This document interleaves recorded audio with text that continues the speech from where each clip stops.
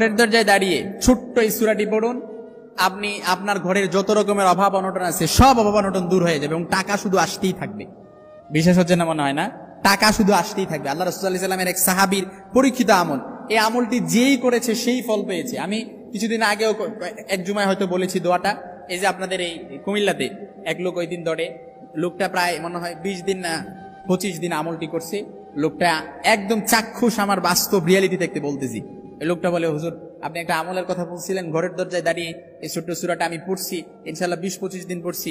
আমার আলহামদুলিল্লাহ বিশাল বড় মাছের আড়ত ব্যবসায়, আমি ব্যবসা করি। আমার ব্যবসার মধ্যে এত ভাটা ছিল যে কোনো কিছুতে আমার বরকত ছিল না, আমার ফ্যামিলিতেও শান্তি ছিল না, কিন্তু আলহামদুলিল্লাহ হুজুর আমি ইয়াকিন আর ইখলাসের সাথে আমলটি, আপনার যে আমলটি করছি, আমি সাথে সাথে আলহামদুলিল্লাহ এখন আমার ব্যবসার মধ্যে বরকত, আমার পরিবারের মধ্যে আলহামদুলিল্লাহ এখন রহমত, এবং কন্টিনিউ আমার পরিবারের মধ্যে আর কোনো রকমের অভাব অনটন নাই, একদম চাক্ষুষ।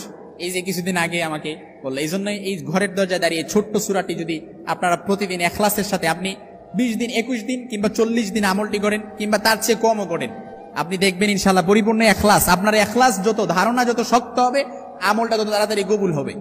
আপনি যদি ইখলাস রাখেন যে আমার আল্লাহ তাআলা কবুল করবে, পরিপূর্ণ ইখলাস যদি বিশ্বাস থাকে, আপনার যত বিশ্বাস, ইখলাস যত মজবুত হবে, আপনার ধারণা যত মজবুত হবে, দোয়াটাও তাড়াতাড়ি কবুল হয়ে যাবে। এজন্য ঘরের দরজায় দাঁড়িয়ে ছোট্ট এই সূরাটি 3 বার পড়বেন, যখনই ঘরে প্রবেশ করবেন 3 বার পড়বেন।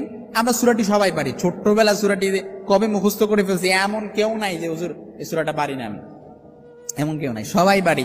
এজন্য ঘরের দরজায় দাঁড়িয়ে এক সাহাবী আল্লাহ রাসূল সাল্লাল্লাহু আলাইহি ওয়াসাল্লামের কাছে, একদম পরীক্ষিত আমল, আল্লাহ রাসূল সাল্লাল্লাহু আলাইহি ওয়াসাল্লামের কাছে এসে বলি, ইয়া রাসূলুল্লাহ আমার কোনো কিছুতেই বরকত নাই, আমার ফ্যামিলিতে বরকত নাই, ইয়া রাসূলুল্লাহ আমার সংসারে অভাব অনটন দূর হয় না, টানাপোড়েন লেগেই থাকে, একটার পর একটা ঝামেলা লেগেই থাকে, কখনো সন্তান বিবি অসুস্থ, কখনো মা অসুস্থ, সংসারের মধ্যে কোনো ঝামেলা নাই, ইয়া রাসূলুল্লাহ রান্না নাই, আমার সংসারে বরকত হয় না, আমার কিছু আমল শিখায় দেন ইয়া রাসূলুল্লাহ, এই আমলটা করে যেন আমি কিছু আমার সংসারের মধ্যে বরকত হয়, আমার অভাব অনটন দূর হয়ে যায়।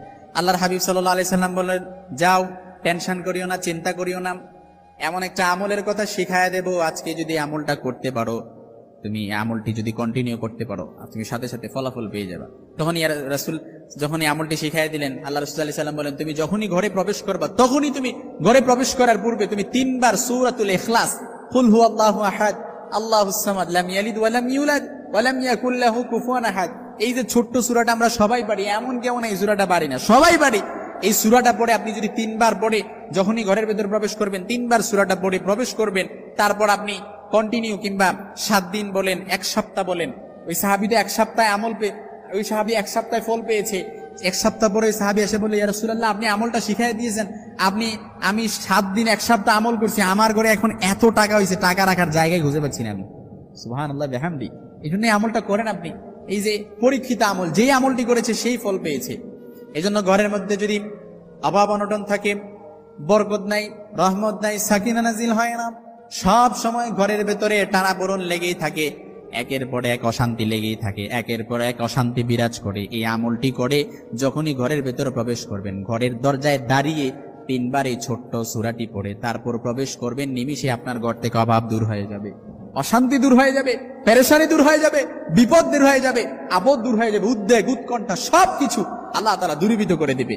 এই জন্য আমাদেরকে আমলগুলো বুঝে বুঝে করতে হবে।